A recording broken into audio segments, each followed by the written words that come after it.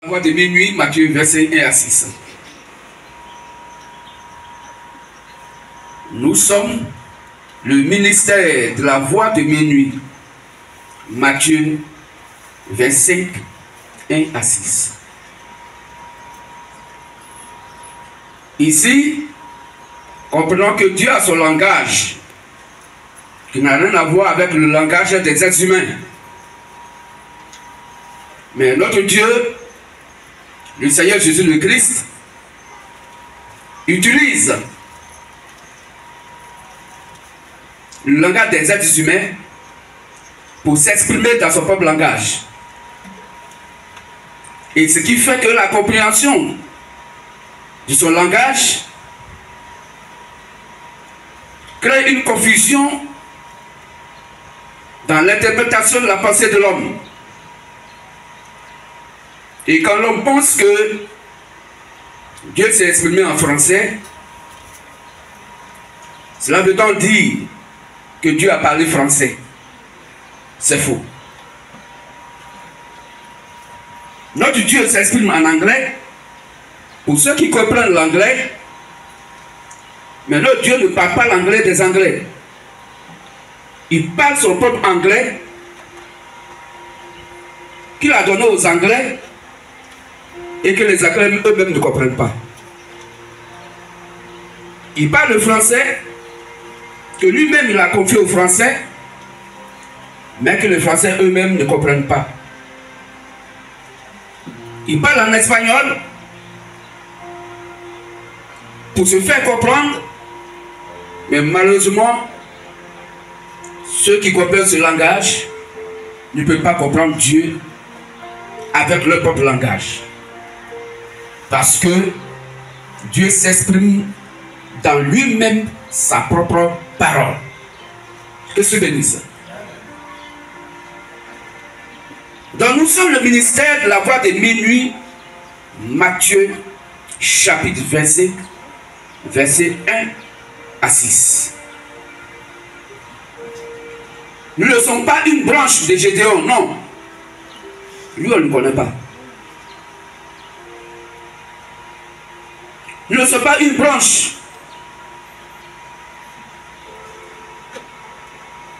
de Nathan Moïse, la révélation de leur épouse. Non. Nous ne sommes non plus des branhamistes. Non. Parce que notre frère, notre précieux frère Branham, quand il partait et qu'il a laissé le message sur la terre, son message n'a pas fait des branhamistes.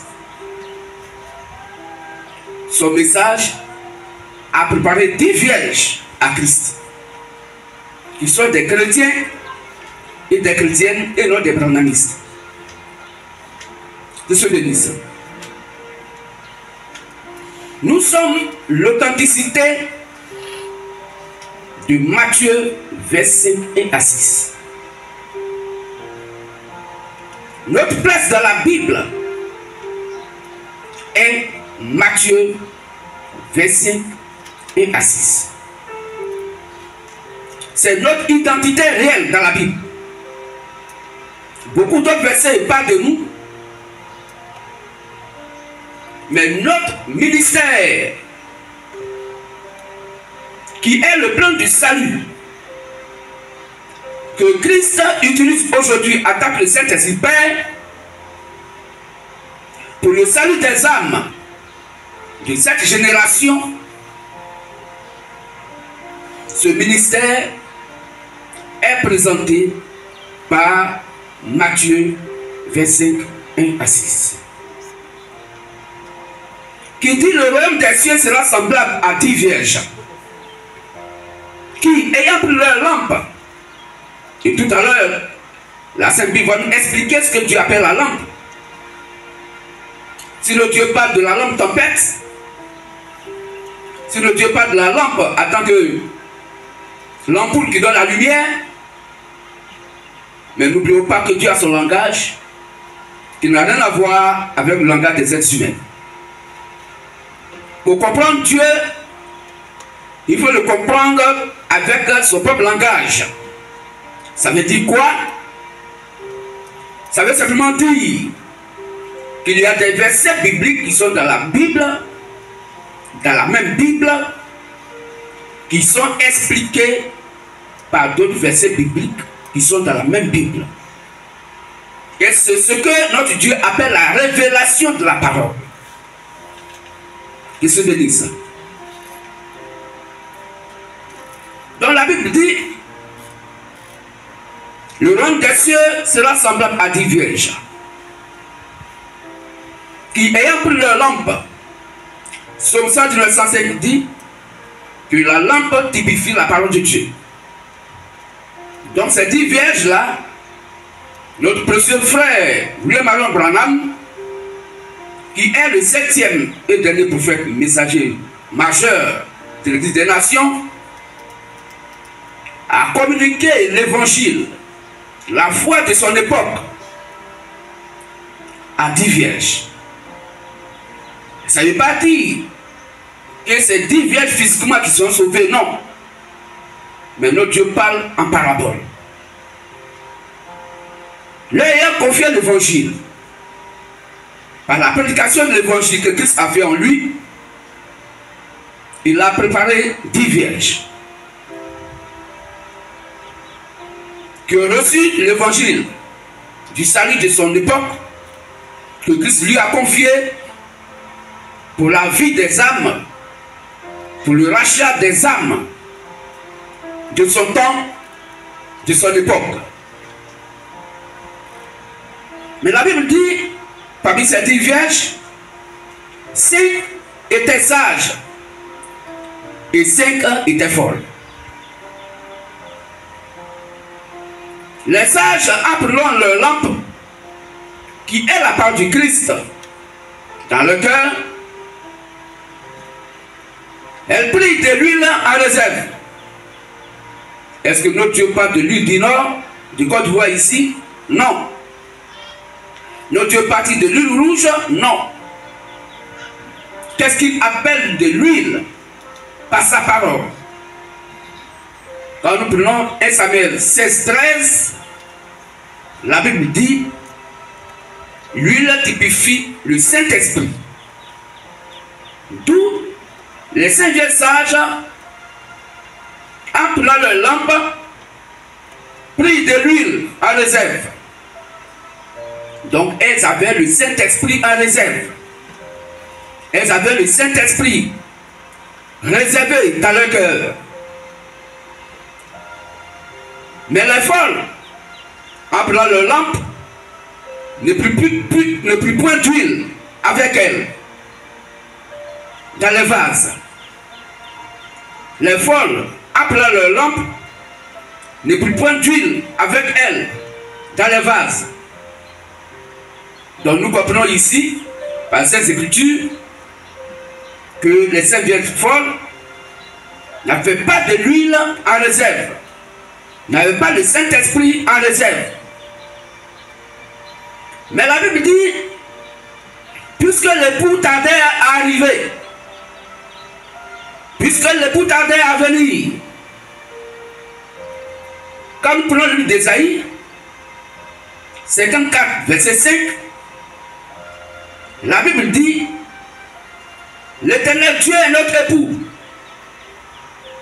Quand nous prenons 2 Corinthiens 11, à partir du verset 2 à 3, la Bible nous dit, ces 10 vierges-là étaient fiancées à leur futur époux, qui est Christ.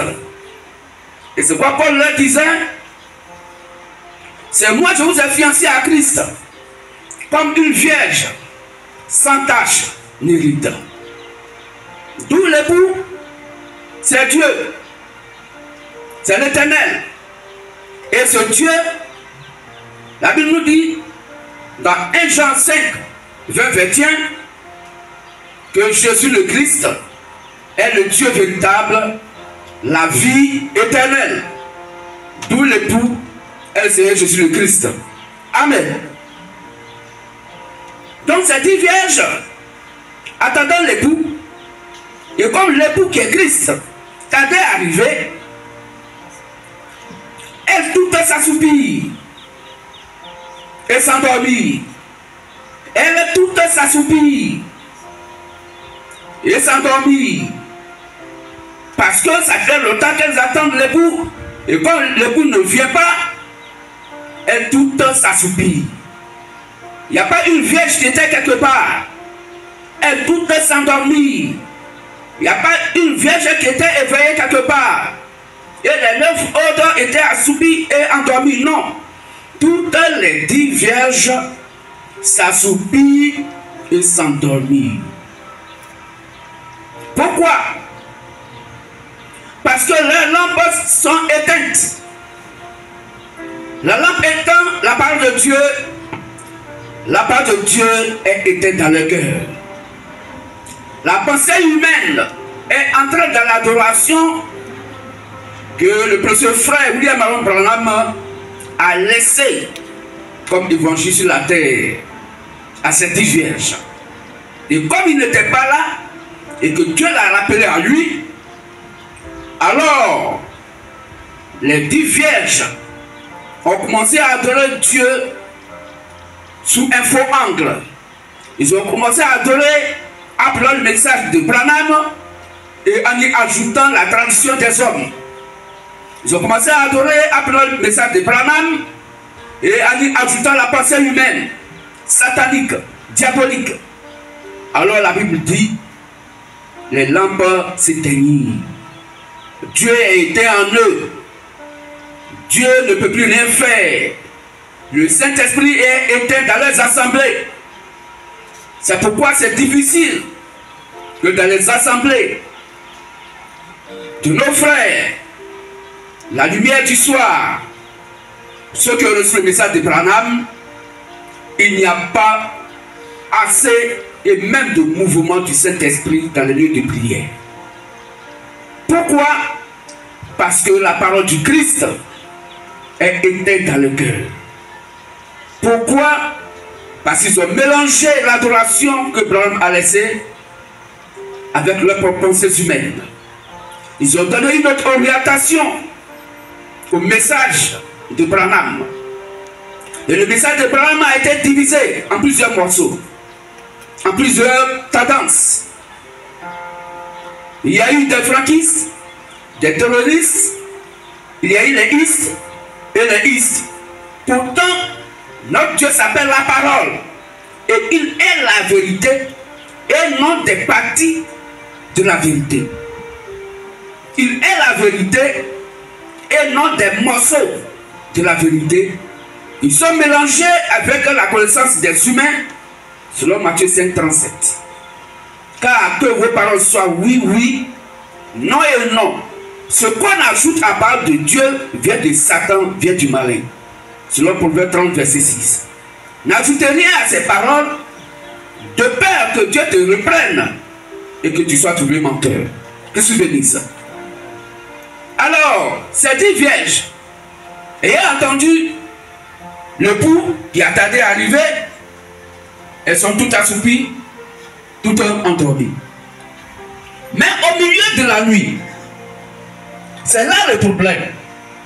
Au milieu de la nuit, d'où le ministère de la voix de minuit, Matthieu verset 1 à 6. Au milieu de la nuit, au milieu des ténèbres, au milieu donc du mensonge religieux, au milieu de là où l'on prend la parole de Dieu et il mélange avec la pensée humaine satanique. C'est ce que notre Dieu appelle au milieu de la nuit. Ce n'est pas le minuit des humains, non. Ce n'est pas le minuit noir que nous connaissons, non. Ce n'est pas ce minuit-là où les gens disent que les sorciers sont pour aller opérer, non. Donc Dieu parle du minuit de son langage qui n'a rien à voir avec le minuit du langage des humains. Qu'est-ce que je dis ça? Qu'est-ce que minuit selon notre Dieu? Minuit, c'est une époque, c'est un moment où des gens qui se disent adorateurs du Seigneur Jésus le Christ vont prendre la parole du Christ et ils vont mélanger avec leurs propres pensées humaines. Ajouter ou dire ce que Dieu n'a pas dit. Ajouter ou dire ce que la Bible n'a pas dit. Chercher à aider Dieu à gagner des âmes avec des procédures dont la Bible n'a pas parlé. C'est ce que la Bible appelle minuit. Minuit pourquoi? Parce que la nuit est ténèbre. Quand on prend Genèse 1, à partir du verset 4 à 5, la Bible dit, Dieu dit que la lumière soit, et la lumière fut. Et Dieu vit que la lumière était bonne. Et Dieu sépara la lumière avec les ténèbres. Il appela la lumière jour et les ténèbres nuit. Si la lumière est le jour, Psaume 205 dit que la lumière est la parole de Dieu. D'où le jour est la parole de Dieu. La parole de Dieu est Dieu lui-même. Selon Jean 1:1, quand au commencement était la parole était Dieu et la parole était avec Dieu. Et rien de ce qui a été créé n'a été fait sans la parole. En elle est la vie, et cette vie est la lumière pour éclairer tout homme. D'où le jour qui est la lumière. Cette lumière qui est la parole de Dieu est la vérité selon Jean 17:17. Sanctifie-le par ta vérité, car ta parole est la vérité. D'où la lumière qui est le jour est la parole qui est la vérité. Alors, la lumière est la vérité, qui est la parole du Christ. Qui se bénisse. D'où Dieu sépare la lumière avec les ténèbres.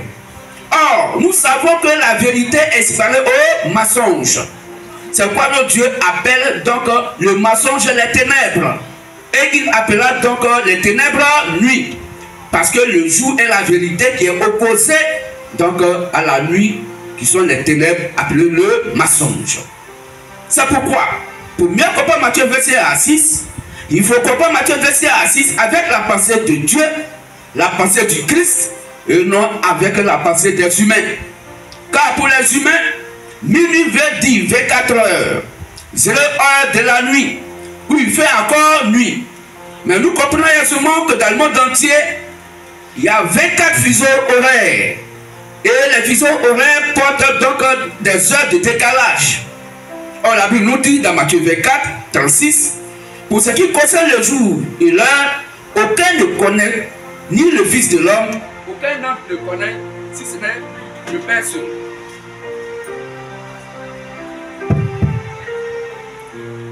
Selon Matthieu 25, 1 à 6, quand nous prenons Matthieu 24, 36, la Bible dit, pour ce qui concerne le jour et l'heure de l'enlèvement, aucun ne connaît ce jour. Même le Fils de l'homme ne connaît pas ce jour. Même aucun ange ne connaît ce jour, si ce n'est le Père seul. Et c'est ce Père seul-là, aujourd'hui, qui s'exprime au milieu de la nuit. Quand au milieu de la nuit, on cria, voici l'époux, allez à sa rencontre. Donc aujourd'hui, une seule et unique voix va indiquer comment croiser l'époux. C'est cette voix-là qui va réveiller les 10 vierges. Les 10 vierges qui étaient endormies, qui avaient le message de Branham et de par la pensée humaine, l'évangile dans leur cœur, donc étaient morts. Mais quand Matthieu verset 1 à 6, donc apparaît la voix qui crie au milieu de la nuit, la voix qui crie au milieu des ténèbres, la voix qui crie au milieu donc du mensonge religieux qui parcourt le monde entier. Quand les êtres humains donc prennent la parole de Dieu, la parole du Christ, et qui mélangent avec leurs propres pensées humaines, quand ils veulent aider Dieu en apportant donc certaines choses dans l'adoration dont la Bible n'a pas parlé, la Bible dit il est minuit. Que se bénisse. C'est en ce moment où nous sommes. C'est en ce moment que le MVM, ministère de la voix de minuit, Matthieu verset à 6, intervient. Pour faire quoi? Pour réveiller les 10 vierges. Par l'évangile prêché par le MVM. Par l'évangile prêché par le ministère de la voix de minuit, Matthieu verset 1 à 6. Pour réveiller le message authentique que Branham a prêché, qu'il a laissé à ces 10 vierges sur la terre, mais à cause de son absence, Ils ont pris le message et chacun a fait du message ce qu'il veut. Alors, le Saint-Esprit est mort dans leur cœur. Alors, l'évangile est mort dans leur cœur. Dieu est mort dans leur cœur. Parce que Dieu ne coopère pas avec la pensée humaine qui est satanique. Qu'est-ce que vous ça? Donc nous venons à minuit, à cette époque, où les gens pensent adorer Dieu dans le lieu de prière, habituellement appelé les églises. Mais pourtant, ils adorent Satan sans le savoir. C'est ce que le Dieu appelle minuit. C'est à ce moment que le MVM vient et il prêche, il fait ressortir le message exact que Branham a prêché. Mais nous prêchons ce message par pure révélation parce que le MVM n'a pas reçu ce message de par 1 Éphésiens 4:11 du ministère de Branham ou de par 1 Timothée 2:2 du message de Branham. Nous avons reçu le message que Branham a prêché par pure révélation. Et c'est pourquoi ils sont étonnés, nos frères de la lumière du soir, ils sont étonnés parce qu'ils n'ont vu aucun d'entre nous qui était avec eux dans leur lieu de prière. Alors comment pouvez-vous dire que vous avez le message de Branham, pourtant vous n'avez jamais participé à un culte de message de Branham? Donc vous êtes des imposteurs. Alors, si eux, ils prétendent avoir la vérité de ce message-là, il faut qu'ils prennent en compte ce que Branham a dit et qu'ils laissent tomber toute pensée humaine que Branham n'a pas donc mis dans ce message. Donc voici notre rôle. Nous venons pour réveiller le message de Branham, pour communiquer la foi de l'enlèvement aux Saintes Vierges sages afin d'appliquer l'enlèvement des Saintes Vierges sages sur la terre. Afin que ceux et celles qui ont gardé l'huile, le Saint-Esprit dans leur cœur, qui vivent la sanctification de l'évangile de cette heure, puissent rentrer dans l'enlèvement et vivre avec l'époux dans le millénium pendant 1000 ans. Que se bénisse. Voici donc en quelques mots présenter le MVM, le ministère de la voix de minuit, Matthieu 25 et à 6, et le rôle que nous sommes venus jouer sur la terre. Nous jouons ce rôle en tant que le Saint-Esprit Père et non en tant qu'un prophète. Car la Bible dit, selon Apocalypse 1, verset 11, Dieu a envoyé 7 messagers à chaque église des nations et Dieu a écrit donc ces messages, a envoyé son ministère à 7 églises des nations.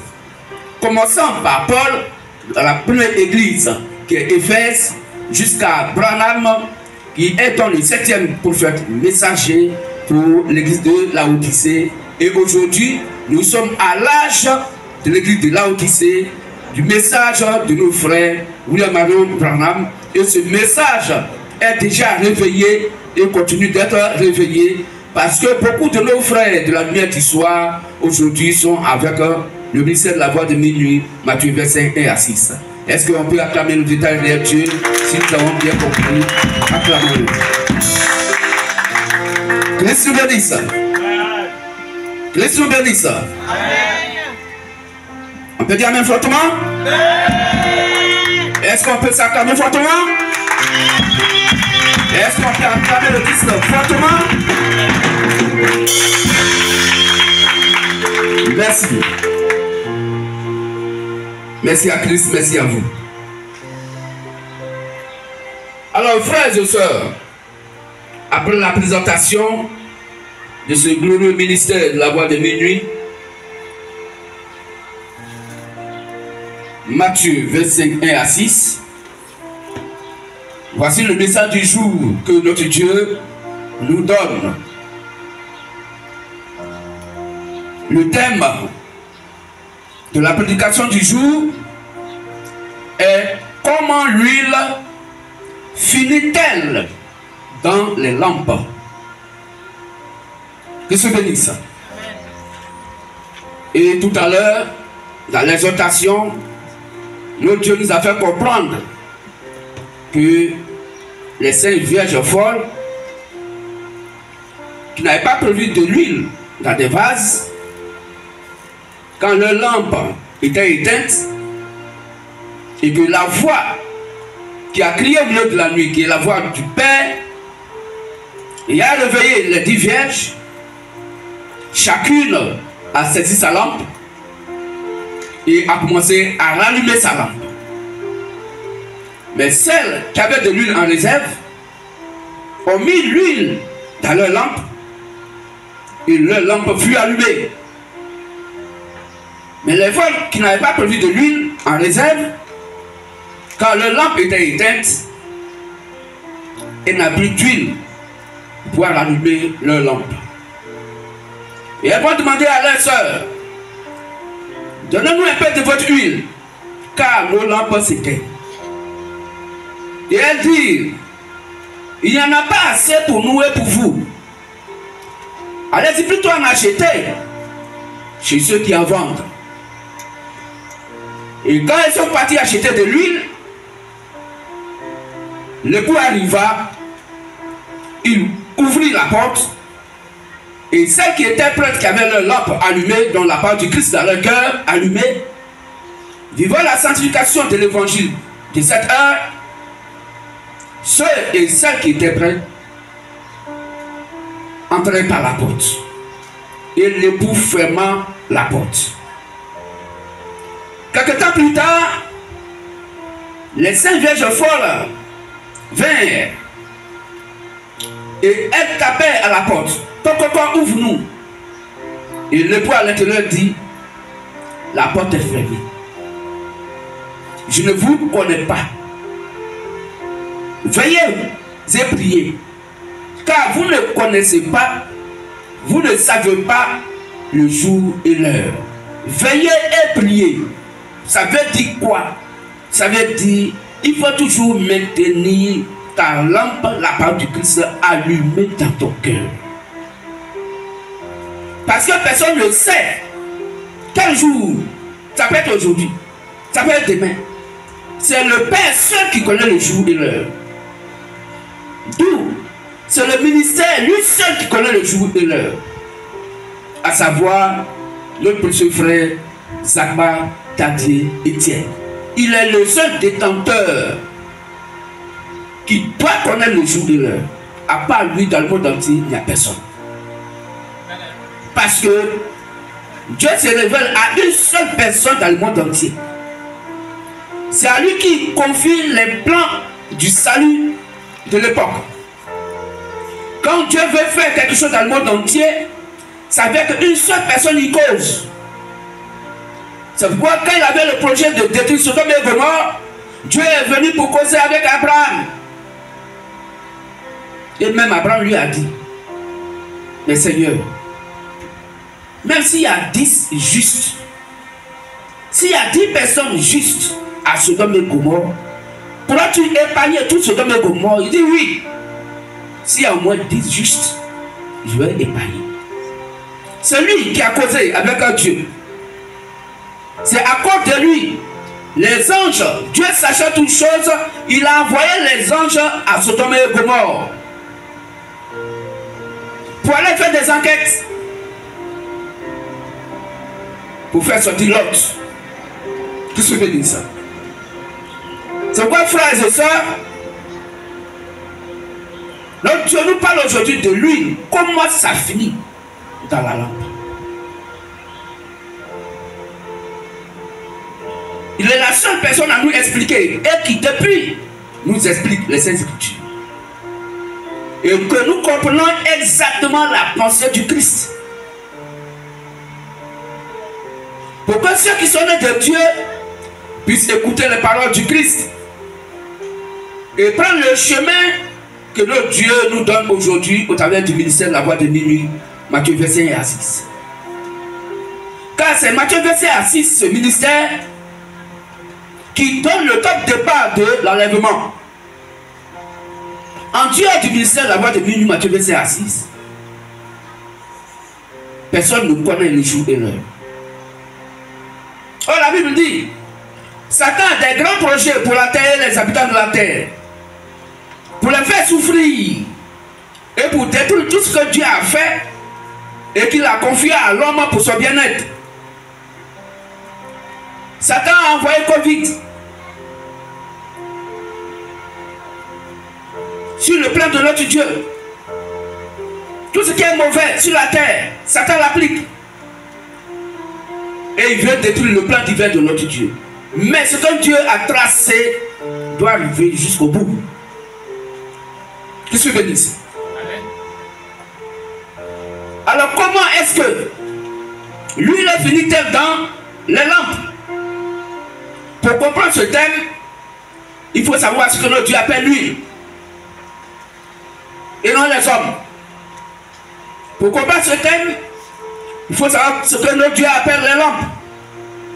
Et là, nous allons parcourir les Saintes Écritures pour notre bonne compréhension. Pour que nous puissions comprendre la pensée de Dieu, il faudrait que nous puissions la comprendre de par la Sainte Bible. Et non par l'intellectualisme, non par la sagesse des hommes, non par la philosophie des hommes, non par la connaissance humaine. Non. Mais il faut comprendre Dieu par le langage de Dieu lui-même. Il faut que ce soit Dieu lui-même qui soit son propre interprète. Et comme la Sainte Bible est la part de Christ sous la forme d'écriture, Dieu s'interprète lui-même de par sa propre parole qui est écrite noir sur blanc dans la Bible. C'est pourquoi nous croyons entièrement à toute la Bible, à toute la sainte, merveilleuse Bible. Que Dieu bénisse. Ce message a été donné par notre Dieu depuis le dimanche 31 janvier 2016. Et ce message est encore d'actualité aujourd'hui.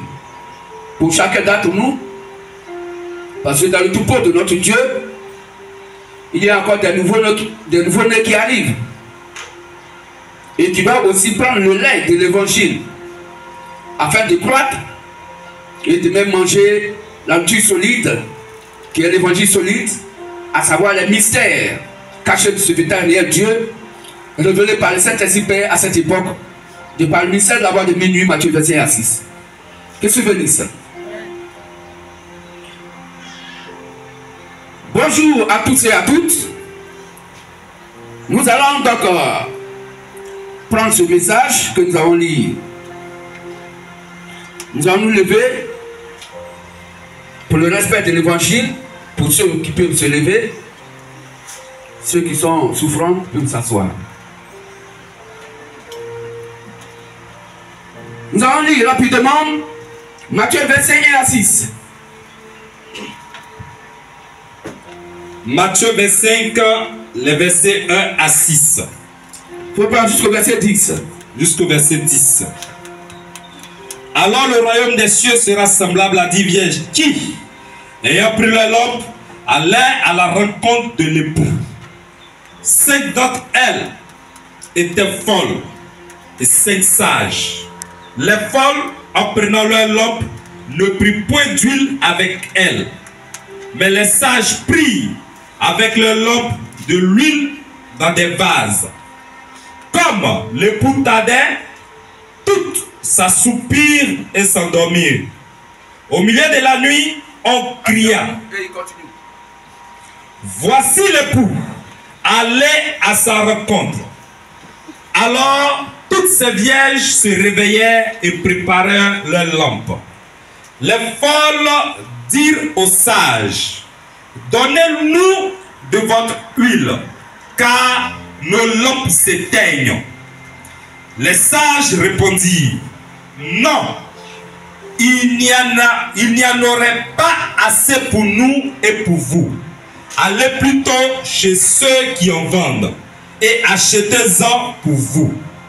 Pendant qu'elles allaient en acheter, l'époux arriva. Celles qui étaient prêtes entraient avec lui dans la salle des noces et la porte fut fermée. Amen. Amen. Amen. Merci. Merci, frère lecteur. Christ vous bénisse. Christ vous bénisse.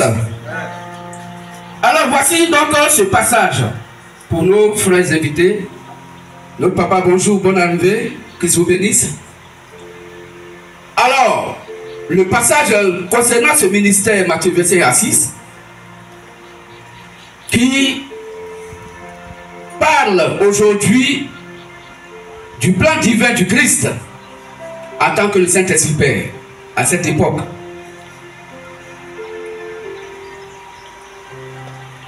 C'est ce que nous venons d'entendre. Arrivé à la maison, vous pouvez encore lire ce passage pour vous fortifier encore davantage. Mais la question qui se pose ce matin, c'est comment l'huile finit-elle dans les lampes? Mais dans la compilation littérale, chacun sait comment l'huile finit dans la lampe. C'est parce que tu as trop utilisé ta lampe. Ou bien, si la lampe est allumée jusqu'à même le jour, tu oublies. Si c'est allumé le jour, la nuit va arriver, le pétrole est fini dedans. Vrai ou faux? On a fait ça au village, non? Quelqu'un connaît, tout le monde connaît un peu ici la lampe tempête. Là, c'est du pétrole, on met dedans. Hein? Je suis bénisse. Mais Dieu, dans sa lampe, là, il ne met pas pétrole. Hein? Il met huile. Donc, dans la lampe de Dieu, lui, il dit c'est huile, il met pour que sa lampe s'allume. Les humains disent que non, dans la lampe, là, il faut mettre pétrole pour que ça s'allume. Est-ce que les deux lampes sont les mêmes lampes? Non. Donc, notre Dieu parle de lui, sa lampe, et non nos lampes. Mais toujours est-il que les deux lampes, chacun donne sa lumière. Notre Dieu parle de sa lampe. Je suis béni. Nous allons souligner ces mots pour la bonne compréhension de ces thèmes. Comment l'huile finit-elle dans les lampes? Nous allons souligner le mot lampe. Nous allons demander à Christ de nous expliquer qu'est-ce qu'il appelle la lampe. Les hommes appellent lampe ce qu'on connaît. La lampe tempête. On met pétrole. Là, il faut aller chez Diallo. Si ton pétrole est fini. Malheureusement, aujourd'hui, on ne voit plus de pétrole dans les boutiques. Il n'y a plus de lampe tempête. Dieu a bien fait pour que cette génération, les enfants de maintenant, de cette génération, puissent comprendre que les lampes dont notre Dieu parle là, ce n'est pas lampe tempête. Eux, mais ils ne savent même pas ça. C'est dans les livres. Eux, ils voient maintenant la lampe tempête. Que tu bénisses. Qu'est-ce que notre Dieu appelle lampe? Pour savoir ce que Dieu appelle lampe, nous allons demander à la Sainte Bible de nous expliquer, elle qui est la personne de Christ, qu'est-ce que la Bible appelle la lampe. Nous allons prendre Somme 119:105, lecture frère. Nous allons faire appel à nos frères lecteurs. Le frère va prendre Somme 119:105 et l'autre, de par la lecture, Christ va nous expliquer qu'est-ce que c'est que l'huile. 1 Samuel 16:13. Donc la lampe, Somme 119:105, et l'huile signifie quoi? Et c'est 1 Samuel 16:13 qui va nous donner l'explication de l'huile. Et Somme 119:105 nous donne l'explication de la lampe. Ainsi Dieu, ayant expliqué les mots lampe et huile dans son propre langage et non dans le langage des humains. Là-dessus, s'il vous plaît. Psaume 119, le verset 105. Ta parole est une lampe à mes pieds et une lumière sur mon sentier. Amen. Amen. Donc la Bible dit ici que la parole de Dieu est la lampe. D'où dans Matthieu verset 1-6, la lampe typifie la parole de Dieu. Et la même Bible nous dit que la parole de Dieu est la lumière. Donc la lumière dont Dieu parle ici, ce n'est pas la lumière du jour qu'on connaît. Mais il parle de sa parole qui éclaire l'âme, qui donne la vie à l'âme, qui éclaire l'âme. Et comme cette parole qui est la lumière, il symbolise dans la parole de Dieu qui est donc le type de la lampe. Et dans la vérité, selon Jean 17:17, sanctifie-le par ta vérité, car ta parole est la vérité. D'où la lampe, c'est la parole de Dieu qui est la lumière qui est appelé le jour que le Dieu de la Sainte Bible appelle sa parole, qui est la vérité. Donc, les 10 vierges avaient leur lampe allumée avec la parole du Christ, la lumière dans leur cœur, d'où la vérité biblique était dans leur cœur. L'huile. Le frère va lire 1 Samuel 16, 13. Et le frère va prendre 2 Timothée 2, 21 pour que notre Dieu nous explique qu'est-ce qu'il appelait donc le vase. 1 Samuel 16, verset 13. Oui. Samuel prit la corne d'huile. Samuel prit la corne d'huile. Et loignit au milieu de ses frères. Et loignit David au milieu de ses frères. L'esprit de l'Éternel saisit David. Quand Samuel a pris la corne d'huile et a versé l'huile sur la tête de David pour oindre David, l'esprit du Seigneur, l'esprit de Dieu, l'esprit du Christ est venu et tombé sur David. À partir de ce jour et dans la suite. À partir de ce jour, Dieu a marché avec lui jusque dans la suite. Samuel se leva. Samuel, quand il a fini sa mission et de le oindre, à Rama. Il est parti à Rama. Amen. Amen. Donc, l'huile fait appel à l'esprit du Christ. L'huile fait appel à Dieu. Dieu descend sur l'huile. L'huile n'est pas Dieu. L'huile n'est pas le Saint-Esprit, mais le Saint-Esprit descend sur l'huile. Pourquoi le Saint-Esprit descend sur l'huile? Nous, on ne sait pas. C'est Dieu seul qui sait pourquoi il descend sur l'huile. Qui se bénit ça? Parce que ça fait partie de son plan. D'où l'huile symbolise le Saint-Esprit. La lampe symbolise la parole de Dieu. Selon Psaume 7, 905, l'huile symbolise le Saint-Esprit. Selon 1 Samuel 16, 13. Que symbolise donc le vase? Parce que la Bible dit, les vierges sages avaient réservé de l'huile dans les vases. Qu'est-ce que notre Dieu appelle donc un vase? Prenons 2 Timothée 2, 21. 2 Timothée 2, le verset 21. Si donc quelqu'un se conserve pur. Si donc quelqu'un se conserve pur, comme les saints vierges sages, en s'abstenant de ces choses, ces mauvaises choses, du mauvais comportement, il sera un vase d'honneur. Cette personne qui est un être humain vivant sera un vase d'honneur. Sanctifié. Sanctifié. Utile à son maître. Utile à son maître. Propre à toute bonne œuvre. Propre à toute bonne œuvre. Amen. Amen. D'où le vase typifie un être humain vivant. Le vase est un être humain vivant.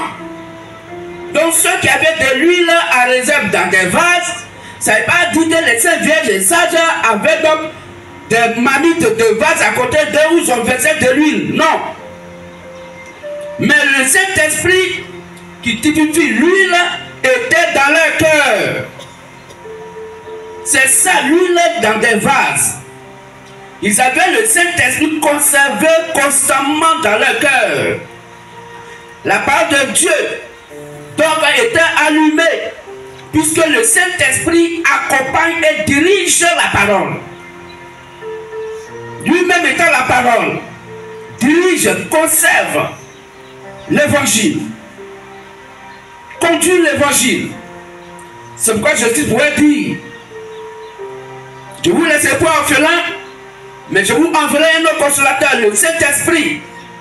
Quand il sera venu, il vous conduira dans toute la vérité. Donc c'est le Saint-Esprit qui conduit la vérité. C'est le Saint-Esprit qui conduit la parole de Dieu. C'est le Saint-Esprit qui conduit le Saint-Esprit qui est la parole de Dieu.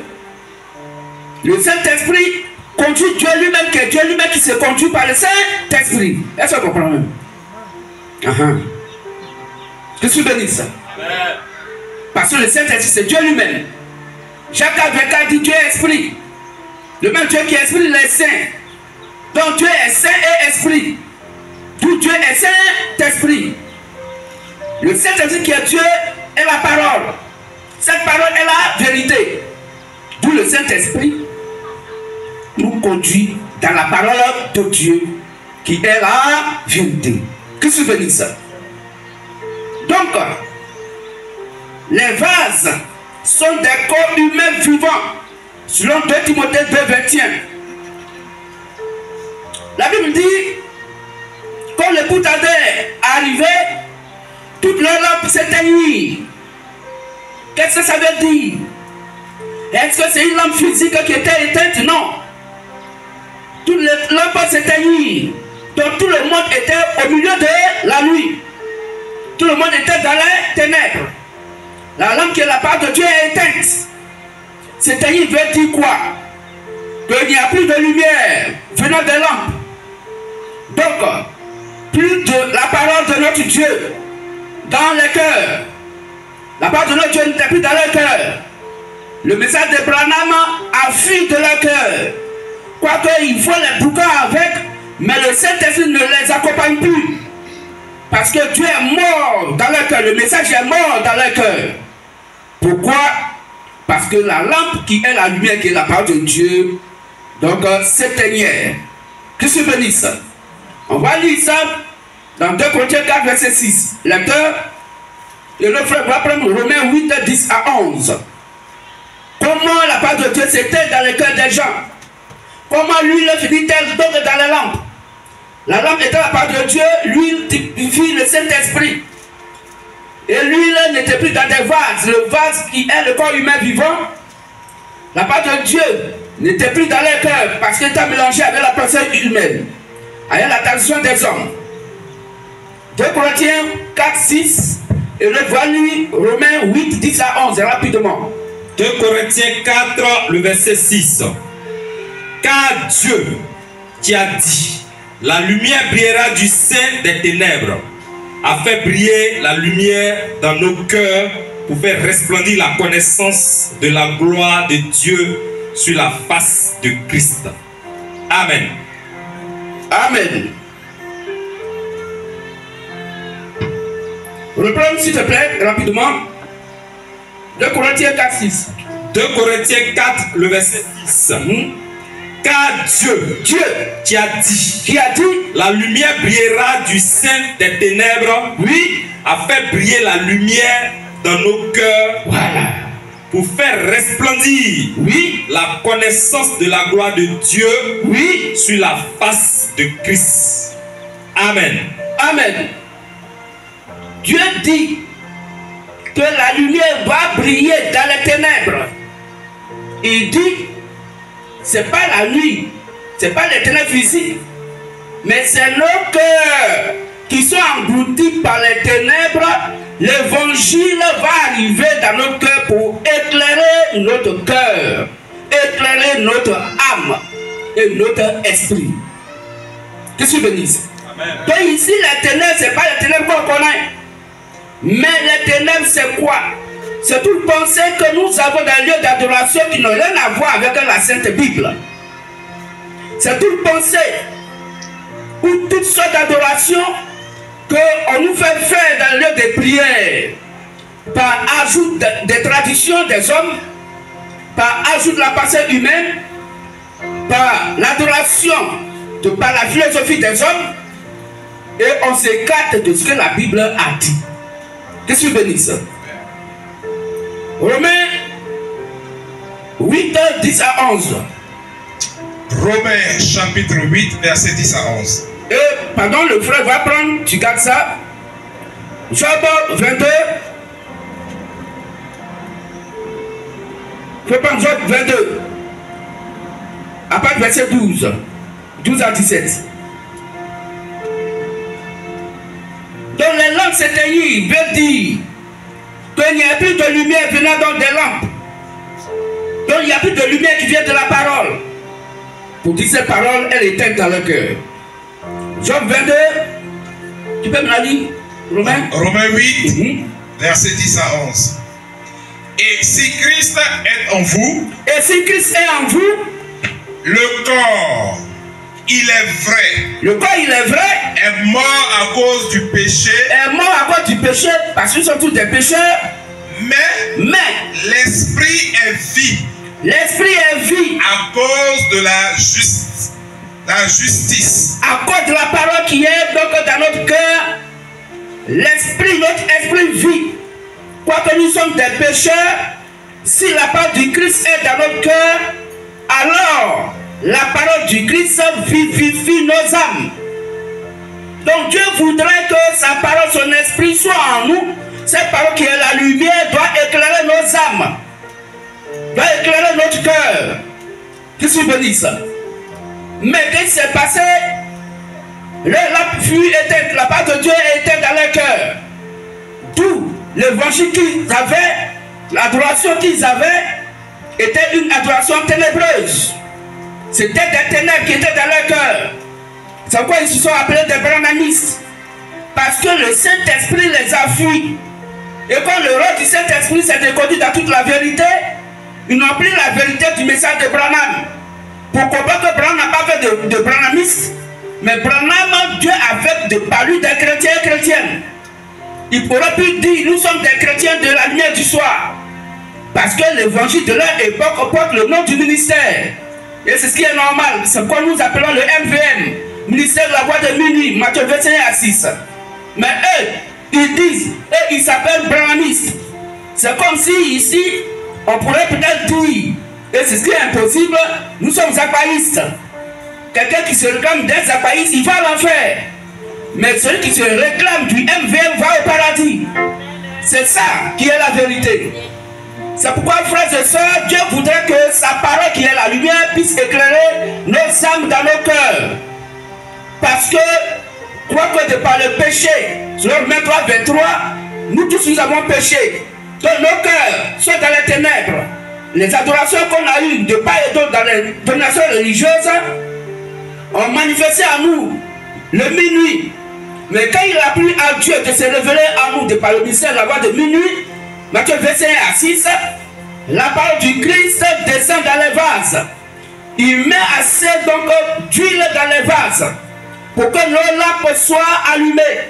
Et cette huile est donnée par les thèmes prêchés par notre Dieu, par le ministère de la voix de minuit, Matthieu 21 à 6, et qui chaque dimanche et à chaque culte, donc spéciaux, l'huile est communiquée dans les vases qui sont nos cœurs, le corps humain vivant, afin de pouvoir allumer la parole de Dieu dans notre cœur. Selon Jean 6, 63, la chair ne sert de rien, mais les paroles que je vous ai dites sont esprit et vie. Et c'est cette parole-là qui est la lumière pour éclairer tout homme. D'où l'huile finit dans des vases. L'huile finit donc dans les lampes. La lampe étant la parole du Christ, l'huile finit de par cet type de comportement. L'huile finit de par des mauvaises adorations que nous faisons. Parce que Dieu voudrait que celui qui l'adore puisse l'adorer en esprit et en vérité. Et c'est là les adorateurs que le Père demande. Ça veut dire aussi qu'il y a des adorateurs que le Père ne demande pas. Mais eux aussi, ils adorent Dieu. Ils adorent le Seigneur Jésus le Christ. Mais ils adorent sous un faux angle. Et cela, leur lampe est éteinte. Ou même souvent, était pour toujours. Et c'est pourquoi la religion sociale chrétienne a toujours sa lampe éteinte. Parce que le Saint-Esprit qui vient vers eux par le ministère de la voix de minuit, Matthieu 21 à 6, qui leur apporte l'huile pour mettre dans leur vase, dans leur cœur, l'évangile authentique qui sont aujourd'hui, ils rejettent l'évangile, ils rejettent le ministère, ils rejettent la parole du Christ qui est donnée par le Saint-Esprit à cette époque.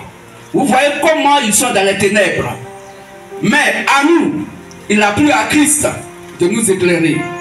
Et nous sommes contents, heureux de ce que ce Dieu nous a aimé avant la fondation du monde physique et qui nous appelle accepteurs à sa parole pour remplir chacun et chacune afin que chacun puisse allumer sa lampe.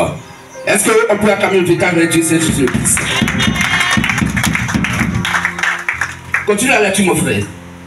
Au verset 11, Et si l'esprit de celui qui a ressuscité Jésus d'entre les morts habite en vous, celui qui a ressuscité Christ d'entre les morts rendra aussi la vie à vos corps mortels par son esprit qui habite en vous.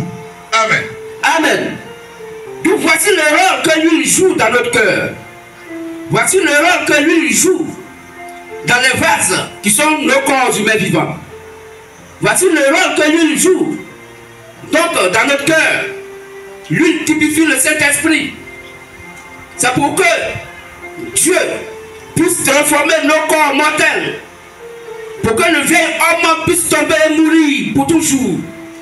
Et que le nouvel homme renouvelé, rempli de la vitamine de l'évangile, puisse proclamer ce véritable Dieu, le rendre populaire, pour que nous puissions l'adorer selon sa volonté parfaite et positive.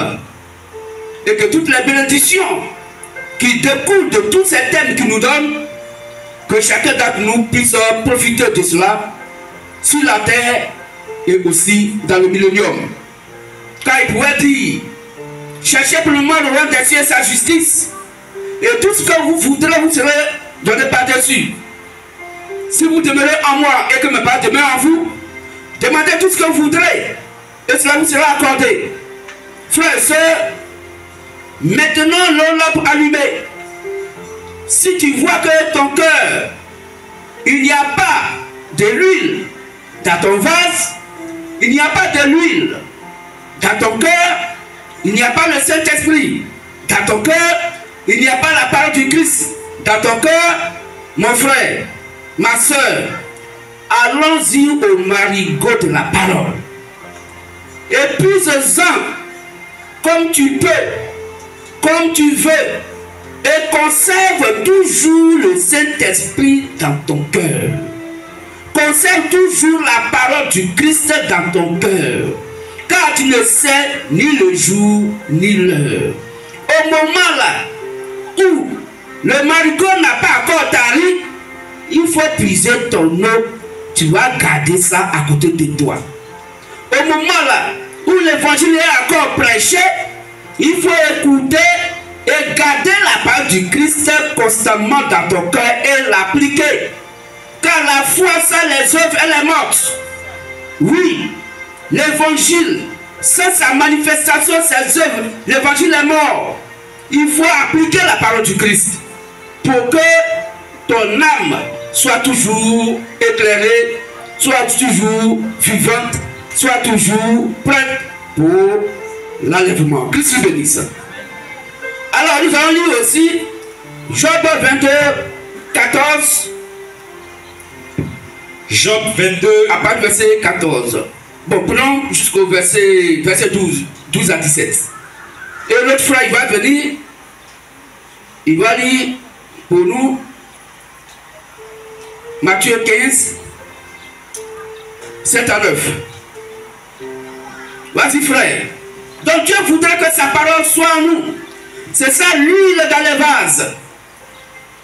Oui. Donc Dieu ne voudrait pas que l'huile finisse dans les vases. Que sa parole finisse dans nos cœurs. Non. Que le Saint-Esprit finisse dans nos cœurs. Non. Mais il faut que notre cœur. Mais il faut que notre cœur soit constamment rempli. Comme la femme de Sarepta. Oui. Son vase était constamment rempli. Quand elle a croisé Élie, le prophète, elle a donné à manger à Élie physiquement. Mais quand Élie lui a communiqué l'évangile, elle était tout le temps remplie de joie de l'évangile. Son vase était toujours plein. Et c'est ce que nous devons être, frères et sœurs.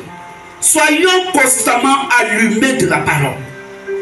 Soyons constamment allumés du Saint-Esprit. Que notre souci, notre joie, notre peine, quoi que ce soit pour la cause de l'évangile. C'est ça la lampe allumée. Qu'est-ce que vous bénissez? Là-dessus, mon frère. Job 22, à partir du verset 12. Dieu n'est-il pas en haut dans les cieux? Ah, voici des gens qui parlent comme ça à Dieu. Vous voyez? Quand le le vase est vide, quand il n'y a pas le Saint-Esprit dans le vase, quand la lampe est éteinte dans le cœur de l'homme, quand Dieu n'est pas dans le cœur de l'homme, il n'a que des raisonnements humains. Il n'a que la pensée humaine qui s'oppose à Christ, qui s'oppose à son Créateur. Des gens qui vont faire la publicité de Satan sans le savoir ou même de manière consciente. Il dit Dieu n'est-il pas dans les cieux? Mais ça dit quoi? Jusqu'à quand il va venir sur la terre? Donc pour eux, Dieu ne peut pas être sur la terre. Continue frère. Regarde le sommet des étoiles comme il est élevé. Oui. Et tu dis. Qu'est-ce que Dieu sait? Qu'est-ce que Dieu sait? Peux-tu juger à travers l'obscurité? Comment Dieu qui est dans les cieux, entre lui, les cieux et puis nous, il y a donc le voûte qui est là. L'obscurité. Dieu peut-il voir dans l'obscurité? Peut-il juger dans l'obscurité? Les nuées l'enveloppent. Mais les nuées l'enveloppent. Et il ne voit rien. Et Dieu ne voit rien. Il va dire quoi ici? Il ne parcourt que la voûte des cieux. Il ne parcourt que la voûte des cieux. Et quoi? Tu voudrais prendre l'ancienne route? Alors tu voudrais donc prendre l'ancienne route qu'ont suivi les hommes d'iniquité? Que les hommes d'iniquité du péché, les raisonneurs, ont suivi? Ils ont été emportés avant le temps. Ils sont morts avant le temps à cause de leur raisonnement vis-à-vis de Dieu. Parce que leur lampe n'était pas allumée. Ils ont eu la durée d'un torrent qui s'écoule. D'un torrent qui s'écoule. Reprends la lecture s'il te plaît, à ce niveau. Ils ont eu la durée d'un torrent qui s'écoule. Ils ont eu la durée d'un torrent, d'un marigot, du petit eau qui s'écoule. Il disait à Dieu. Retire-toi de nous. Retire-toi de nous. Oh, Dieu est la lumière qui est la lampe, qui est la vérité. Dieu est le Saint-Esprit. Il dit, Saint-Esprit, retire-toi de nous. La lumière, retire-toi de nous. Dieu, retire-toi de nous. Que peut faire pour nous le Tout-Puissant? Qu'est-ce que le Dieu Tout-Puissant peut faire pour nous? N'a qu'à se retirer de nous. Dieu peut rien faire pour l'homme. N'a qu'à se retirer de nous. Où est le raisonnement? Quand on prend les arbres, Dieu ne voit pas. Parce que entre lui et nous les hommes là, il y a une voûte. C'est le nuage, c'est là-bas il se promène. Il ne peut pas voir ce qu'on fait ici sur la terre. Et puis ça sort dans communiquer. Communiquer QG. À quand j'ai un. On ne sait jamais, il peut y avoir quand j'ai deux. Qu'est-ce que tu veux dire ça? Parce que notre Dieu voit toutes choses. Tout ce qu'on fait dans les ténèbres, il voit. Tu peux te cacher, mais il te voit. Même dans ton cœur, il te voit. Qui peut cacher devant Dieu? Et des gens, quand ils vont faire leurs bêtises, ils disent, mais Dieu, il est loin. Le temps va quitter là pour venir. Moi, j'ai déjà fini. Mais tu comprends rien? Lui-même qui est là, près de toi. Si Dieu ne nous accompagne pas, un seul pas, on est mort. Je suis béni ça. C'est quoi il dit? Là où deux ou trois sont assemblés à mon nom, je suis au milieu. Et même il y a des versets dans lesquels il dit, même si tu es seul, il est là avec toi. 1 Corinthiens 3, 16 à 17. Quand vous êtes le temple de Dieu, et l'esprit de Dieu habite en vous. Si quelqu'un détruit le temple de Dieu, et ça dit si quelqu'un détruit le temple de Dieu, pour dire il faut qu'on soit beaucoup d'abord. Non, si quelqu'un détruit le temple de Dieu, Dieu détruira cette personne. Je suis béni ça. Amen. Donc dans cette exhortation, frères et sœurs, de Bergerville Machou, nous les cassons aussi. Parce que ça a commencé par nos soeurs, c'est qu'il y a nos frères aussi, à qui notre Dieu aussi donne des avertissements. Il ne faudrait pas que des frères ou des sœurs gardent le nom de Machou. Sinon notre Dieu va les dévoiler. En plein culte même. Amen. Notre Dieu a déjà dévoilé nous. Donc il reste à lui. En nous aller. C'est fini. En plein culte, notre Dieu va les dévoiler. Là, il n'y a pas de ça, un truc spécial. Hein? Voilà.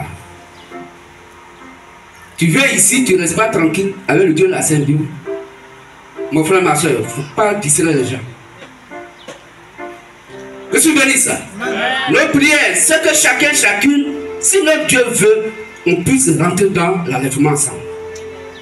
Ça, c'est nos prières. Maintenant, s'il y a des brebis galeuses qui veulent faire pourrir l'assemblée, ça, ils vont gérer ça avec le Christ. Que tu bénis ça. Continue, frère, la lecture. Jean 22, 15. Ah oui, verset 17. Merci, tu suis bien. Au verset 17. Il disait à Dieu, retire-toi de nous. Retire-toi de nous. Que peut faire pour nous le Tout-Puissant? Que peut faire pour nous le Tout-Puissant? Va au verset 21. Attache-toi donc à Dieu. Et tu auras la paix. Toi, le fils et la fille du vétérinaire Dieu, n'est pas le même raisonnement que parce qu'ils n'ont pas l'huile dans leur lampe. Quand quelqu'un tu n'as pas l'huile dans la lampe, c'est comme ça que tu raisonnes avec Dieu. Qui est Dieu? Dieu va faire quoi pour nous? Ça fait longtemps qu'on est dans le ministère. C'est nous on continue toujours. Nous on n'a rien. Mais ce qu'on va manger à la maison, c'est ça à quoi on va prendre. On dit cotisation. On dit. Oui, c'est vrai. Le corps peut réagir d'un moment à l'autre. Mais si tu es fils et fille du vétérinaire Dieu, tu dis oui, c'est vrai, mais c'est pour mon Dieu que je le fais. Et c'est ce pourquoi je suis venu sur la terre. Si je le fais, c'est parce que c'est ce à quoi il m'a destiné avant la fondation du monde physique. Car l'homme ne peut manifester sur la terre que ce qu'il a reçu du ciel. On veut pas. Nous sommes conditionnés à la chose.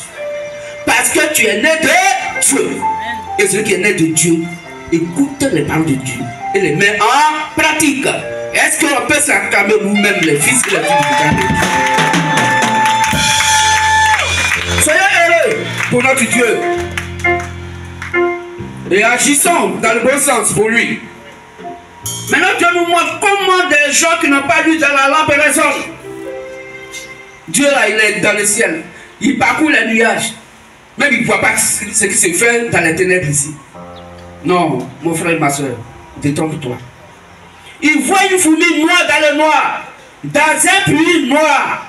Même l'autre qui est noir dedans là-bas, là, il voit donc ce fourmi noir dedans. Et il donne un nom à ce fourmi. Ou à cette fourmi, bien sûr. Qu'est-ce que tu veux dire ça? Comment tu peux dire Dieu ne te voit pas? Si Dieu ne te voit pas, même ceux qui sont morts, les corps qui sont enterrés, Dieu les voit. Quand Jésus s'est ressuscité, des tombeaux sont ouverts. Et des gens ont eu des corps nouveaux pour sortir. Et ils ont rempli toute la ville. Dieu ne voit pas qui. Je suis venu ça. Et nous voyons tous. Mais attache-toi donc à Dieu. Et tu auras la paix. Tu jouiras ainsi du bonheur. Continue, frère. Tu jouiras ainsi du bonheur. Oui. Reçois de sa bouche l'instruction. Reçois de sa bouche la parole, l'instruction. Selon Romains 10, l'instruction est donnée par la prédication à la chair. Et de toute autre exhortation concernant la parole du Christ. C'est ça. On doit s'attacher à cette instruction. Ça doit être dans notre cœur. Ces paroles dans notre cœur. C'est ce que la Bible appelle l'huile dans des vases. C'est ce que la Bible appelle la lampe allumée. La parole du Christ dans nos cœurs. Il ne faut pas le laisser donc chez toi à la maison, puis tu vas aller marcher. Et puis il t'attend dans ton divan. Et au marché là-bas, là, tu as un flocon, tu es parti. Tu as laissé Dieu chez toi à la maison.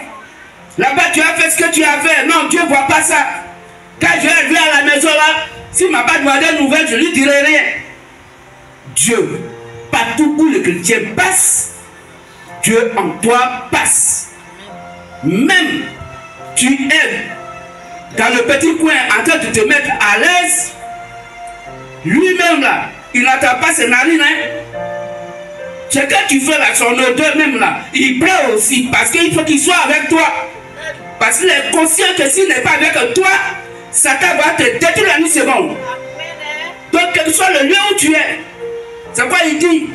Prêche l'évangile.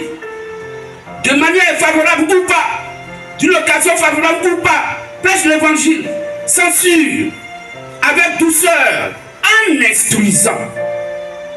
C'est ça l'évangile, frères et sœurs. Chrétien, chrétienne, c'est pas venir s'asseoir dimanche pour dire Amen, non. Le Amen, c'est toi-même. L'huile dans le vase que tu es. Le Saint-Esprit en toi s'appelle le Amen. La lampe allumée, la parole de Christ allumée en toi s'appelle le Amen. Amen pour dire ainsi soit selon l'Éternel Dieu. Or, ce qu'il veut qu'on soit, c'est sa parole en nous. C'est l'huile en nous. Pour que nos lampes soient constamment allumées. Pour que la parole du Christ soit constamment allumée dans notre vie. On ne peut pas laisser Dieu d'un petit temps. Et puis tu vas être vite et tu vas marcher quelque part. Non, Satan va te prendre comme Satan a pris Ève. Quand Adam s'est séparé un peu d'Ève, Satan est venu attaquer Ève. Dieu est conscient que s'il n'est pas en nous, nous sommes foutus. Je suis béni ça. Alors est-ce que désormais, nos lampes sont allumées? Si oui, on va acclamer le véritable Dieu. Si désormais nos lampes sont allumées, acclamons-le fortement. Continue à le dire, frère.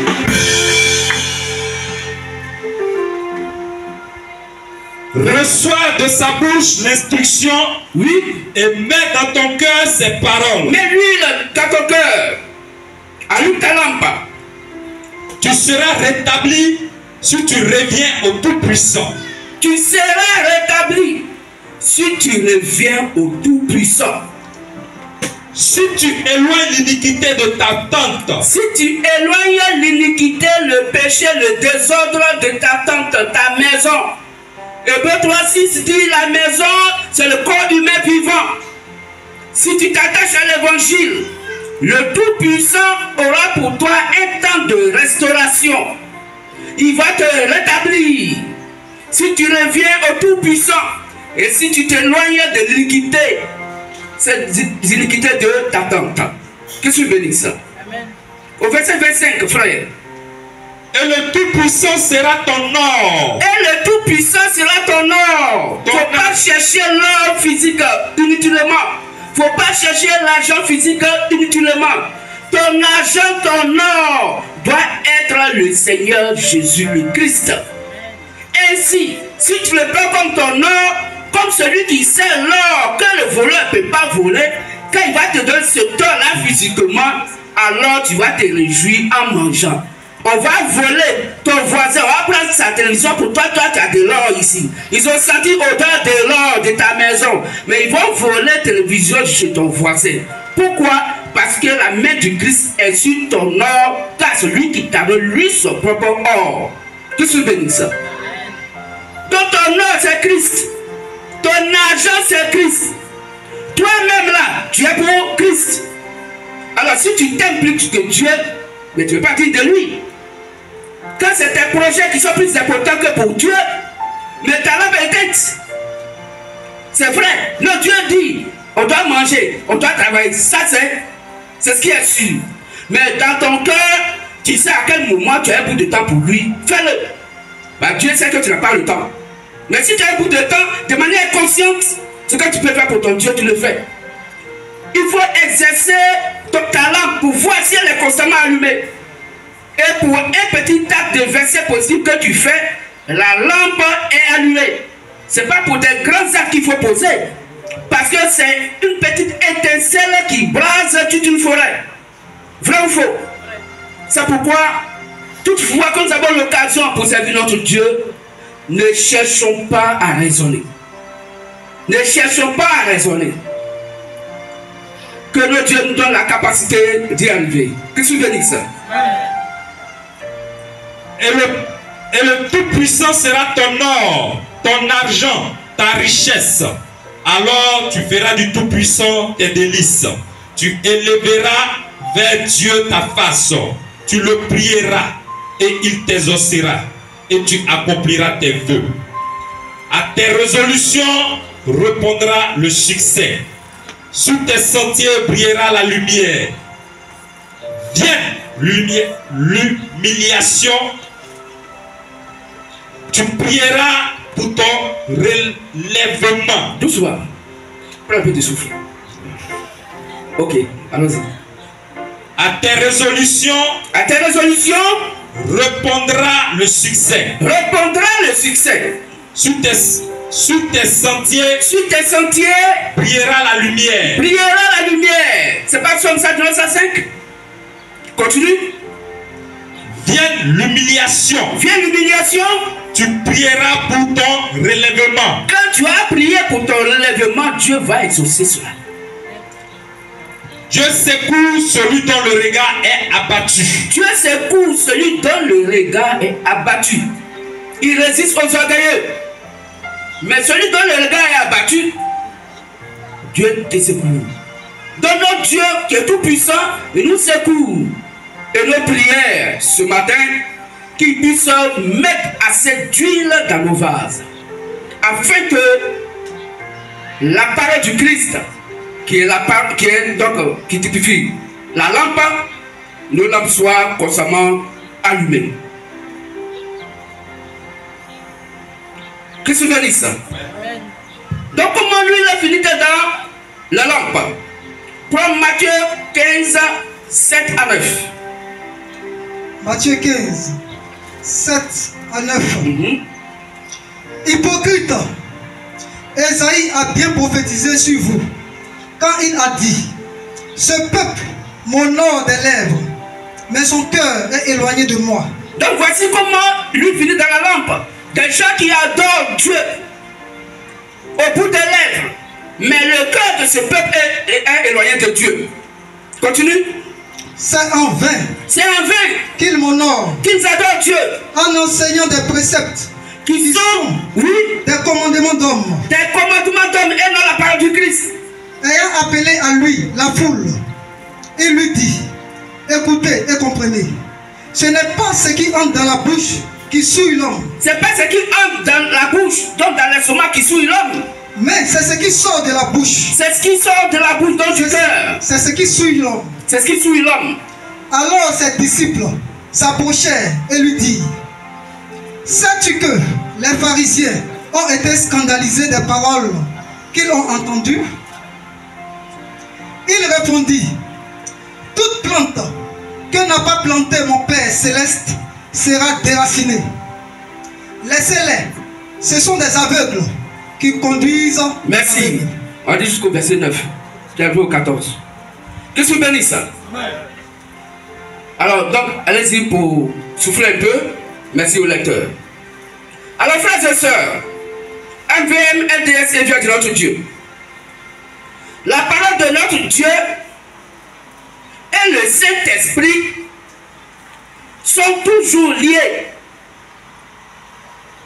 La parole de notre Dieu et le Saint-Esprit sont toujours liés. La parole de notre Dieu et le Saint-Esprit sont une unique et seule entité. Selon Jean 1, 1 et Jean 4, 24. Lecture. Jean 1, 1 et Jean 4, 24. Pour comprendre que la parole de notre Dieu et le Saint-Esprit sont la même entité. Jean 1, 1.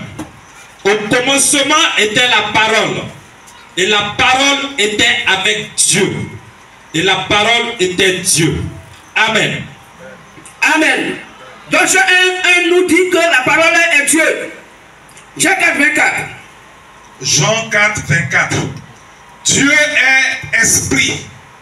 Il faut que ceux qui l'adorent en esprit et en vérité. Amen. Amen. Donc Dieu est la parole et le même Dieu est esprit. Donc le Saint-Esprit et la parole de notre Dieu sont la même entité. Dieu est esprit, Dieu est la parole. D'où la parole est quoi? Esprit. C'est quoi dans Jean 6, 63 que nous allons lire? C'est l'esprit qui vivifie. Les paroles que je vous ai dites sont esprit et vie, car la chair ne sert de rien. Lecture. Jean 6, 63. C'est l'esprit qui vivifie, La chair ne sait de rien. Les paroles que je vous ai dites sont esprit et vie. Amen. Amen. Donc, c'est le Saint-Esprit qui vivifie. Parce que c'est le Saint-Esprit qui est l'Esprit qui est Dieu. Qui est la parole. D'où c'est le Saint-Esprit qui vivifie la parole de notre Dieu. Selon Jean 6,3. S'il n'y a pas de Saint-Esprit, la parole n'a pas de vie. Car c'est le Saint-Esprit qui vivifie la parole de notre Dieu. Vous pouvez vous asseoir. Merci. Tout humain qui écoute la parole de notre Dieu et qui n'a pas le Saint-Esprit est une idole dans laquelle on verse de l'eau et qui ne peut malheureusement pas la boire. Est-ce qu'on comprend mieux? On peut acclamer notre Dieu, c'est Jésus le Christ. Tout humain qui écoute la parole de notre Dieu et qui n'a pas le Saint-Esprit est une idole dans laquelle on verse de l'eau et qui ne peut malheureusement pas boire cette eau. Que se bénisse. On va prendre Psaume 115, 4 à 5, lecture. Psaume 115, 4 à 5. Pour étayer cela rapidement. Donc tout être humain qui écoute la parole de Dieu et qui n'a pas le Saint-Esprit est une idole muette, morte. Psaume 115, les versets 4 à 5. Les idoles sont de l'argent et de l'or. Reprends doucement. Les idoles sont de l'argent et de l'or. Les idoles sont de l'argent et de l'or. Elles sont l'ouvrage de la main des hommes. C'est des êtres humains eux-mêmes qui ont créé leur propre Dieu de par leurs propres mains. Par les grottes. Grotte de Marie. Il y a les statues de Joseph. Il y a les statues de Jésus qui est toujours à la croix. Mais si ton Dieu est toujours à la croix, jusqu'à quand le Saint-Esprit va venir pour toi, pour qu'il puisse te conduire dans toute la vérité. Parce que le même Dieu là qui doit le monter, et il vient sous forme de Saint-Esprit. Mais il la voit à la croix. À quel moment on va l'enterrer? Et tu attends son retour. Il est dans ton lieu de prière. Tu l'as crucifié, il est à la croix dans ton lieu de prière. Et tu attends le retour de Jésus-Christ. Il va venir quand? Il faut le faire descendre, il va partir et puis il va te revenir. Elles ont une... C'est ça que la Bible qui le dit. Oui, reprends cette partie, frère. Les idoles sont de l'argent et de l'or. Oui, de l'argent et de l'or. Elles sont l'ouvrage de la main des hommes. C'est les hommes eux-mêmes là qui fabriquent leur propre Dieu. Elles ont une bouche. Elles ont une bouche. Et ne parlent point. C'est pourquoi le Jésus à la croix là, il ne parle pas. Cela le frappe, il a soif, il ne peut pas demander de l'eau. Cela le frappe, cela est son frère, il ne peut pas. Parce que c'est un Dieu mort. Un Dieu mort. Il est là. Il ne peut pas dire au secours. Qui va venir au secours? Même à la croix, Jésus-Christ m'a demandé secours au Père. Oui. Mais il a dit que ce soit ta seule volonté qui soit accomplie. Le Moïse l'a parlé à la croix avec deux personnes. Mais là, Jésus qui est crucifié à la croix là, il est mieux, un Dieu mieux. Il ne parle pas. La pluie le frappe. Et la bouche, il ne peut pas parler. Là, Marie dans la grotte, dans la maison. Marie qui a toujours l'enfant Jésus en main. Mais jusqu'à quand il va grandir? Pourtant, celui qui est au salut, il faut qu'il grandisse. Il y a que son sang verse pour le pardon de tes péchés. Mais ton mari a encore ton Dieu dans les mains. L'enfant a soif. Marie peut rien faire. Elle aussi, elle le regarde. L'enfant veut t'aider. Marie aussi. Elle s'est même du lait dans son sein. Des dieux morts fabriqués par des êtres humains. Frères et sœurs, quittez ces dogmes-là, ce que la Bible appelle minuit. Quand vous voyez ces jeux d'adoration, il est minuit. Que se bénisse. Continue à lecture, frère. Elles ont des yeux. Des yeux. Et ne voient point. Et ne voient point. Elles ont des oreilles. Des oreilles. Et n'entendent point. Et n'entendent point. Elles ont un nez. Un nez. Et ne sentent point. Oui. Elles ont des mains. Des mains. Et ne touchent point. Jamais. Des pieds. Des pieds. Et ne marchent point. Jamais. Elles ne produisent aucun son dans leur gosier. Il n'y en a pas. Statue va parler comment? Bah, lui-même qui a mis statue dans sa maison là. Le jour son Dieu lui a dit bonjour, il va déménager. Parce que les conscients, façon ce Dieu, la statue là, a parlé là. Mais ton Dieu a parlé. Réjouis-toi. Il va déménager. Lui-même, il va dire on n'a qu'à casser cette statue là. Parce qu'il va voir ça en démon. Ton Dieu qui te parle, tu vois ça en démon. Mais c'est quand il ne parle pas là qu'il est Dieu. Oh, Dieu s'appelle la parole. Notre Dieu s'appelle la parole. Merci. C'est fini? Que tu bénisses ça? Il est. Oui, vas-y. Il leur ressemble. Et il ressemble à leurs idoles. Ceux qui les fabriquent. Ceux qui les fabriquent. Tous ceux qui se confient en elles. Tous ceux qui se confient aussi à ces idoles-là. Israël, confie-toi en l'Éternel. Tous ceux-là qui se confient à leurs idoles-là sont des dieux morts. Ils sont identiques à leurs idoles. Et l'idole aujourd'hui, c'est les hommes de Dieu qui sont fabriqués dans les écoles pastorales. Quand ils quittent là-bas, ils ouvrent la bouche, mais Dieu n'entend pas ce qu'ils disent. Ce sont des idoles muettes. Quand Dieu parle de par sa parole, ils vont mettre dans le contexte. Oui, c'est vrai, c'est écrit, mais est-ce que tu sais dans quel contexte Dieu a parlé? Il a les oreilles, mais il ne comprend pas ce que dit la Bible. Il a les yeux, mais il ne voit pas ce qui est écrit. La Bible dit, baptiser et enseigner. Quand ils lisent, enseigner et baptiser. C'est quoi dans les lieux de prière, ils vont baptiser d'abord, et après ils vont enseigner d'abord, et après ils vont baptiser. Oh, Dieu dit dans Matthieu 28, baptiser et enseigner. C'est ce qui est écrit. Ils ont les yeux, ils regardent ça, mais ils ne voient rien, parce qu'eux-mêmes, ils sont semblables à leurs idoles. Que tu bénisses ça? Amen. Que tu bénisses ça? Amen. Est-ce que nous sommes contents, contentes? Est-ce qu'on peut encore acclamer Dieu la Sainte Bible?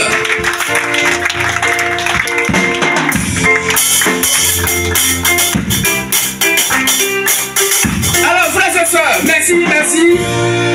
merci pour votre bonne qualité d'écoute.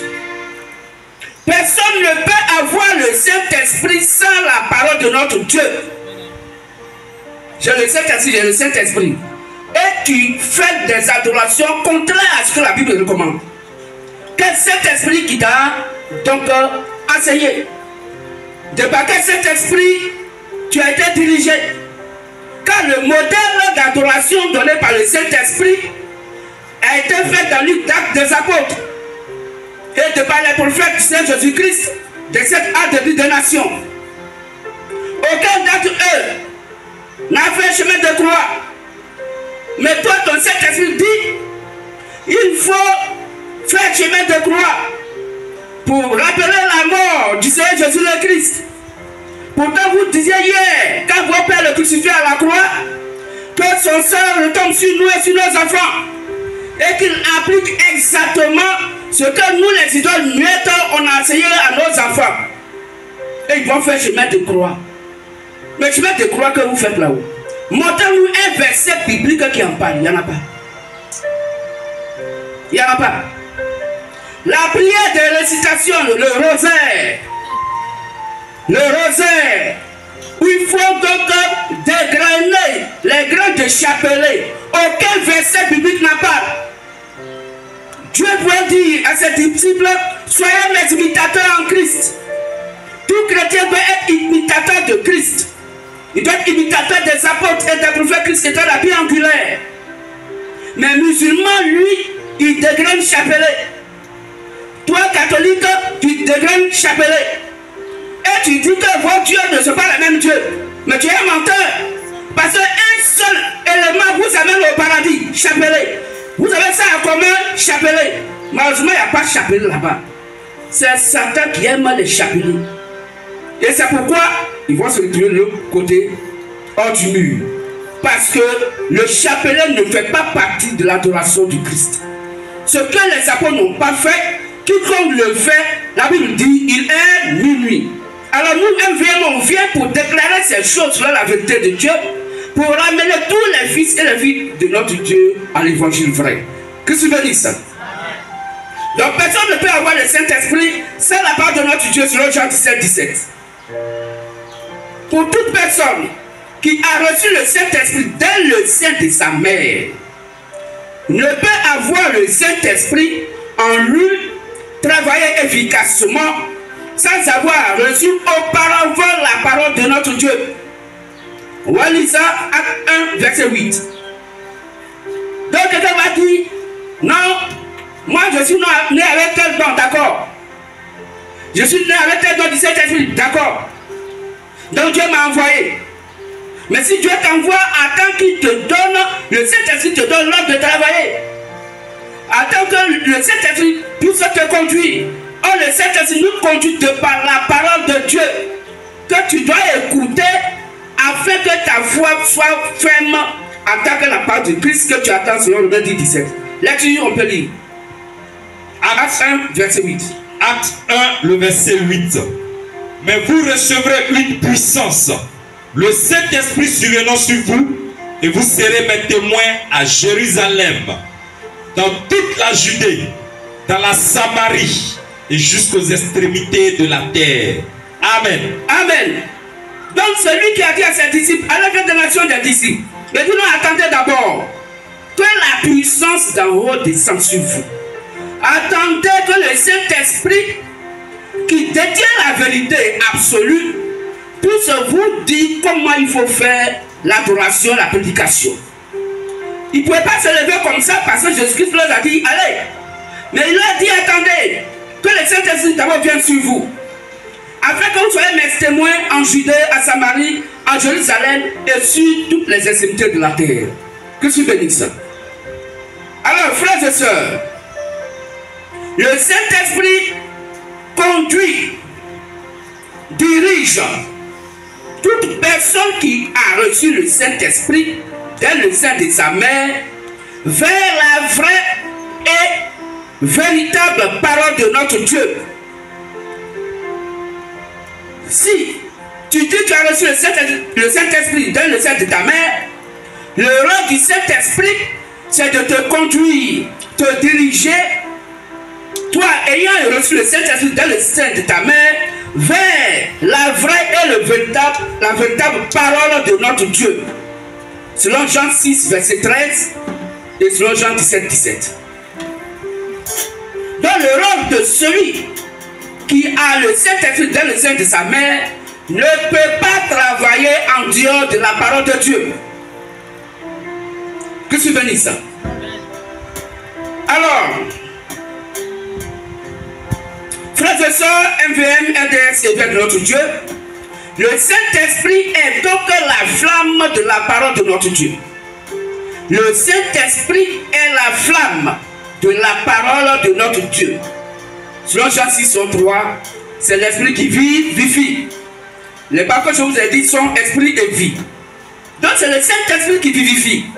Le Saint-Esprit est donc la flamme de la lampe qui donne la lumière pour nous éclairer.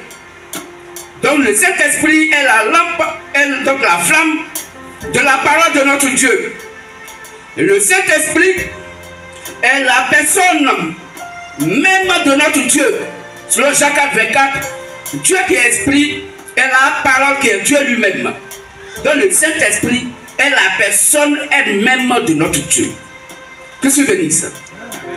L'huile qui symbolise le Saint-Esprit, l'huile qui symbolise le Saint-Esprit finit dans nos vies et dans nos cœurs lorsque, nous attristons le Saint-Esprit avant qu'il ne soit scellé en nous, selon Éphésiens 4:30. N'attristez pas le Saint-Esprit de Dieu qui habite en vous. Donc quand nous attristons le Saint-Esprit en nous, l'huile finit dans nos lampes. Le Saint-Esprit finit dans nos lampes. La parole de Christ finit dans nos lampes. Que se bénisse. Deuxièmement, quand nous étouffons la parole de notre Dieu par les raisonnements humains, selon Jacques 1, 22 que vous allez lire à la maison, le Saint-Esprit finit dans nos vies et dans nos cœurs quand nous mélangeons la parole de notre Dieu avec les coutumes, les traditions, les pensées et les idées humaines, le Saint-Esprit, qui est symbolisé par l'huile, s'envole de nos cœurs, de la parole mélangée de notre Dieu, de nos églises, de nos lieux de prière. Christ nous bénisse. Conclusion. Frères, sœurs, MVM et LDS viennent de notre Dieu.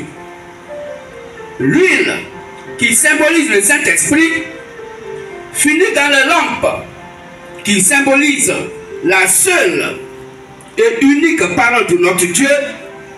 Lorsque elle est mélangée avec les raisonnements humains, les coutumes, les traditions, les pensées et les idées humaines, qui sont en réalité les doctrines de Satan, selon Marc 7, 3 à 13 que vous allez lire à la maison, selon Jacques 1, verset 14 que vous allez lire à la maison, et selon Colossiens 2, verset 8, selon 1 Timothée 4, verset 1.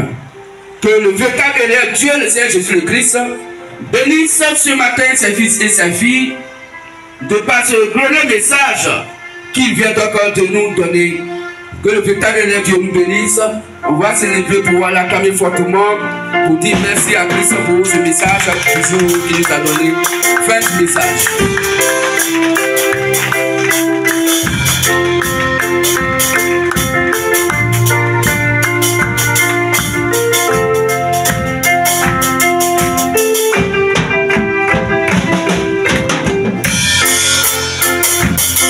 Merci. Alors, le message vient de passer. On peut s'asseoir. Déjà, à midi, on a fini. S'il y a des frères et des sœurs qui voudraient accepter Christ par l'eau du baptême, c'est gratuit, on ne paye rien. La Bible dit, si tu as cru et que ton cœur est touché, que ça vient de la Sainte Bible, si Christ t'a touché le cœur de te baptiser, tu te baptises quand tu veux. Alors s'il y a des frères et des sœurs qui sont prêts aujourd'hui pour l'eau du baptême, ils vont s'élever simplement et après le culte, nous allons passer au baptême. Que Dieu bénisse. N'oublions pas aussi qu'à 14 h, il y a le culte spécial de notre Dieu. Et